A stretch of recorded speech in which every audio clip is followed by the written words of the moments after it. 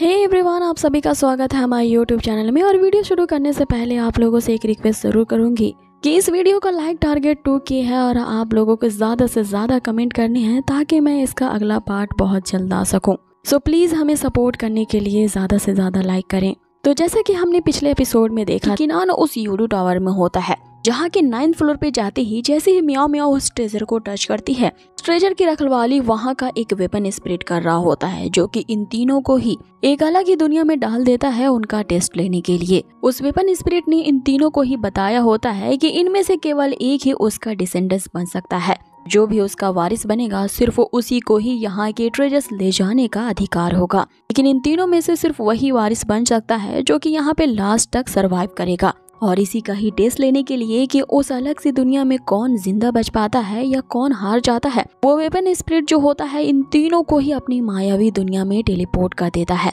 इसमें क्या सच है और क्या भ्रम है ये पता लगाना सबसे ज्यादा मुश्किल होता है। और यहाँ सबसे ज्यादा इल्यूजन्स किनान को ही आ रहे होते हैं। किनान को अब ये इल्यूजन होने लगा था कि म्याओ म्याओ ने उस ट्रेजर को पाने के लिए किनान को ही मार डाला है। इसके कारण उसकी बॉडी से सोल अलग हो चुकी है और जहाँ पे वो अपनी आंखें खोलता है उसे अपने सामने गॉड ऑफ वॉर की वही खोई हुई लेफ्ट स्पिरिचुअल आई दिखती है। और यही लेफ्ट स्पिरिचुअल आई किनान को मैनिपुलेट करने की कोशिश करता है। वो उसे भड़का रहा होता है कि तुम्हारे दोस्तों ने तो इस ट्रेजर को पाने के लिए तुम्हें ही मार डाला है, तो तुम यहाँ पे हो कि वो कहाँ है इसकी चिंता कर रहे हैं, तुम्हें तो अभी अपनी जान की परवाह करनी चाहिए। लेकिन किनान बिल्कुल ऐसा नहीं होता है, वो उसके बहकावे में नहीं आता। उस स्पिरिचुअल ऐसे कहता है कि अगर मुझे सच का पता लगाना है तो मैं म्याओ म्याओ से ही खुद पूछूंगा कि आखिर उसने मुझे मारा क्यों।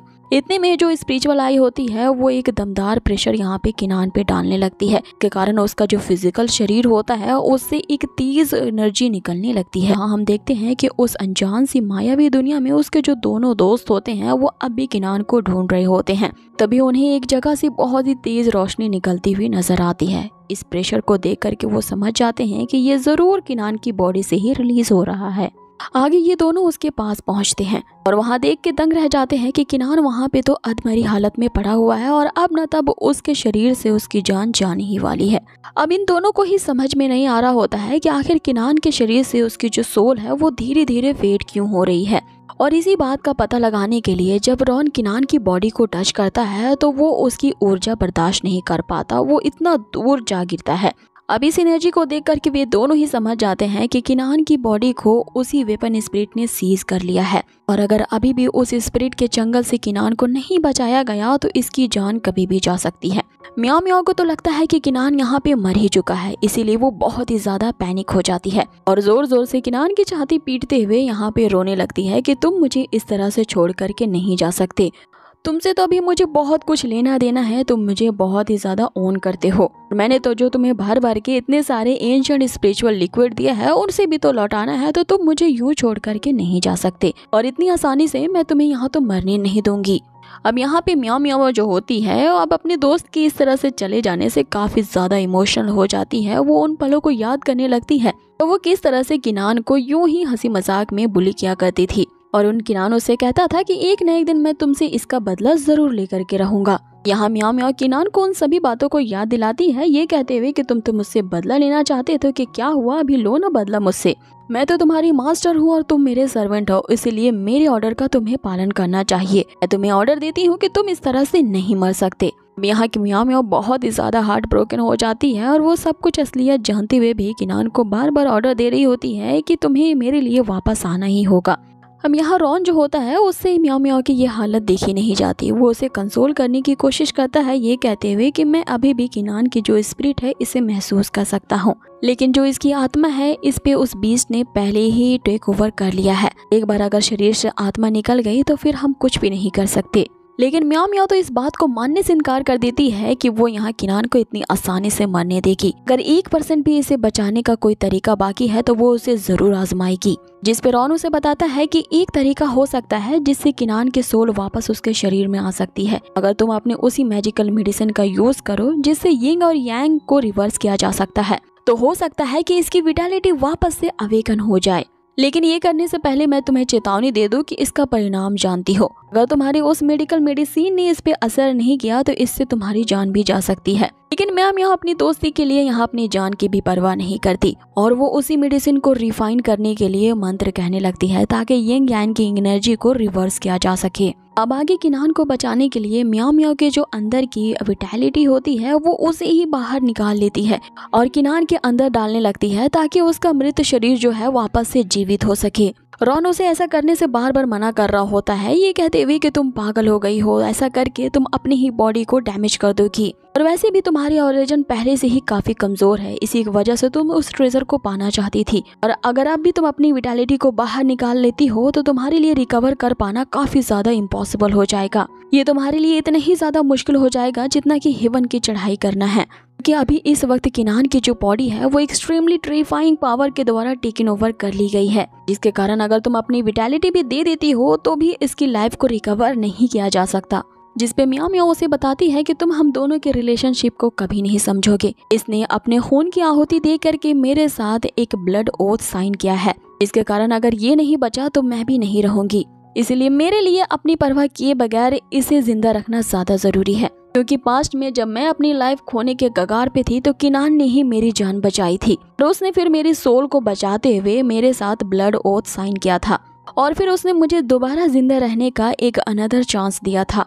इसीलिए चाहे कुछ भी हो जाए मैं यहाँ पे उसे अलाउ नहीं कर सकती मरने को, मैं उसे किसी भी हालत में जिंदा करके ही रहूंगी। आगे म्याओ म्याओ को किनान पे पूरा भरोसा होता है कि वो उस स्पिरिट के चंगुल से बाहर निकल ही आएगा। अब यहाँ रॉन भी इस तरह के डेडिकेशन को देख करके उसकी आंखें भी नम हो जाती है। उससे म्याओ म्याओ का ये अफेक्शन और दर्द बर्दाश्त नहीं होता, इसलिए वो उसकी हेल्प करने का सोचता है और अब अपने टाइगर डेमन सेट का सबसे ज्यादा पावरफुल ड्रैगन बोल पिलर को रिलीज करता है, जो कि उसने 1000 साल की तपस्या के बाद गेन किया था। ये जो उसका ड्रैगन बोन पर्ल होता है वो किनान के अंदर एब्जॉर्ब हो जाता है। अब इतनी कीमती से पर्ल को देते ही जो रॉन होता है उसकी तो खटिया खड़ी हो जाती है। वो सोच रहा होता है कि एक लड़की को इम्प्रेस करने के चक्कर में मैंने अपना इतना बड़ा नुकसान करवा लिया। अब आगे इन दोनों दोस्तों की उम्मीद पूरी तरह से किनान पे थी ताकि वो किसी भी तरह से इस टेस्ट को पार करते हुए उस वेपन स्पिरिट से जीत जाए। अब ये दोनों ही किनान को बचाने के चक्कर में बहुत ही ज्यादा कमजोर हो जाते हैं और दोनों ही बेहोश हो जाते हैं। अब आगे हम किनान को देखते हैं जो अभी उसी अंधेरी सी जगह में होता है जहाँ पे उसी के ही martial spirit god of war ने से उस जगह पे कैद करके रखा था।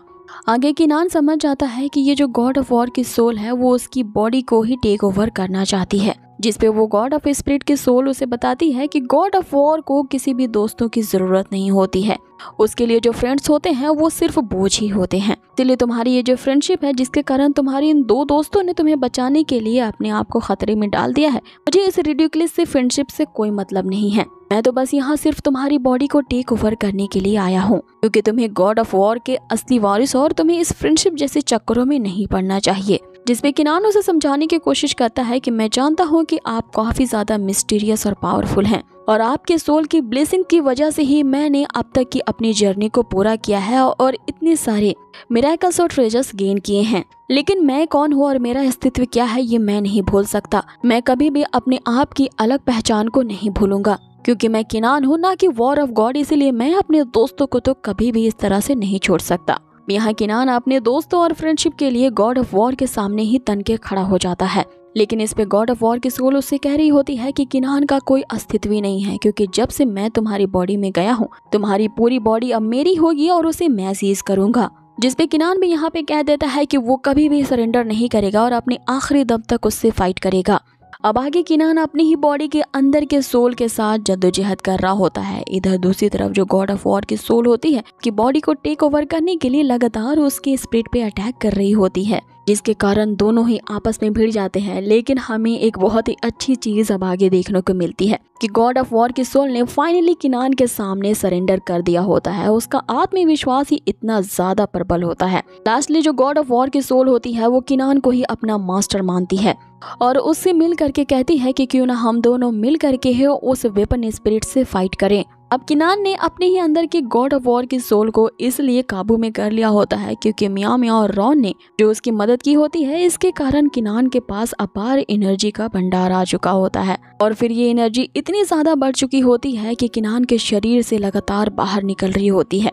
अब यहाँ उसके दोस्त भी ये देख करके हैरान रह जाते हैं कि किनान अब तुरंत ही ब्रेक थ्रू करने वाला है। अब आगे हम किनान को देखते हैं जो कि अपने मार्शल किंग रेल्म के लेवल पे अब प्रमोट हो चुका होता है और इसका ब्रेक थ्रू इतना ज्यादा भयानक होता है जिसके कारण उसकी जो मार्शल स्पिरिट है वो भी 7 गुना ज्यादा तक अपग्रेड हो जाती है। अब ये देखकर तो रॉन के ही होश उड़ जाते हैं कि ये बंदा जो अभी भी मर रहा होता है, इसकी तो कमाल की मार्शल स्पिरिट है जो कि एक ही गांव में 7 गुना ज्यादा इंक्रीज हो चुकी है। बाकी जो किनान होता है वो अपने फ्रेंड मियाओ मियाओ को थैंक्स कहता है क्योंकि उसने अपनी लाइफ की रिस्क ले करके उसे बचाया है। इसलिए वो उससे वादा करता है कि मियाओ मियाओ को फ्यूचर में जो कुछ भी चाहिए होगा, जिसके लिए वो उस ट्रेजर को इतना ज्यादा पाने के लिए ललक रही है, वो उसे डेफिनेटली दिलवा के ही रहेगा। आगे मियाओ मियाओ उससे कहती है कि चलो ठीक है, देर आए दुरुस्त आए, लेकिन अपना प्रॉमिस तुम याद रखना। मियाओ मियाओ ने किनान को बचाने के लिए कुछ ज्यादा ही अपनी वाइटल एनर्जी का यूज कर लिया होता है, इसलिए वो बहुत ही ज्यादा कमजोर होती है। किनान अब उसे संभालता है और उसी वेपन स्पिरिट को बुलाता है। अब तुम्हारा ये खेल बहुत हो चुका और मैं तुम्हारे टेस्ट को पास कर चुका हूँ,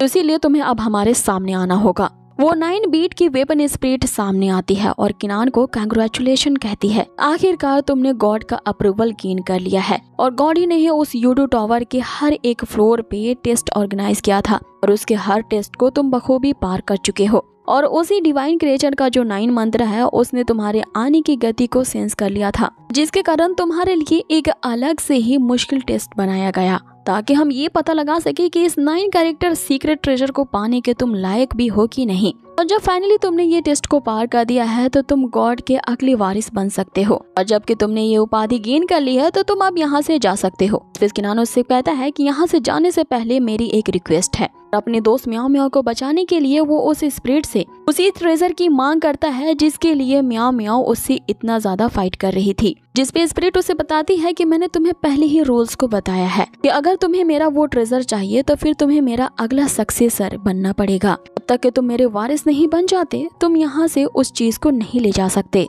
तो क्या तुम उस ट्रेजर को पाने के लिए मेरा वारिस बनना चाहोगे? ये सुन के तो रॉन के तो होश ठिकाने ही नहीं रखते कि खुद इस वेपन स्पिरिट ने किनान को इनवाइट किया है उसका मास्टर बनने के लिए। ये जो स्पिरिट है वो उसका गुलाम बनना चाहता है, फिर भी ये किनान के तो यहाँ तेवर ही खत्म नहीं हो रहे हैं, जो इतने बड़े ऑफर को यहाँ भाव नहीं दे रहा। आगे वो किनान से कह रहा होता है कि तू तो पागल तो नहीं है जो कि इसके ऑफर को ठुकरा रहा है, जल्दी से इसका सक्सेसर बनने के लिए हाँ कह दो। लेकिन यहाँ किनान के कुछ और ही प्लान्स थे। वो इस स्पिरिट से पूछने लगता है कि तुम्हारा सक्सेसर बनने के लिए कौन सी रिक्वायरमेंट्स मुझे पूरी करनी होंगी, जिसपे वो स्पिरिट यहाँ किनान से कहती है कि अगर तुम्हें मेरा सक्सेसर बनना है तो तुम्हें इन दोनों ऑप्शंस में से एक को चूज करना होगा, या तो तुम गॉड के अगले वारिस बन जाओ या तो फिर तुम मेरा ही सक्सेसर बन सकते हो। इस पे किनान उससे कहता है कि अगर मैं तुम्हारा सक्सेसर बन जाता हूँ तो क्या मुझे वो सीक्रेट ट्रेजर मिल जाएगा जिसकी सबसे ज्यादा जरूरत अभी मेरी दोस्त को है। अब यहाँ पे रॉन जो है इन्हीं की बातचीत में बीच में टांग अड़ाते हुए कहता है कि लॉर्ड जीजुन, अगर यहाँ किनान आपकी इस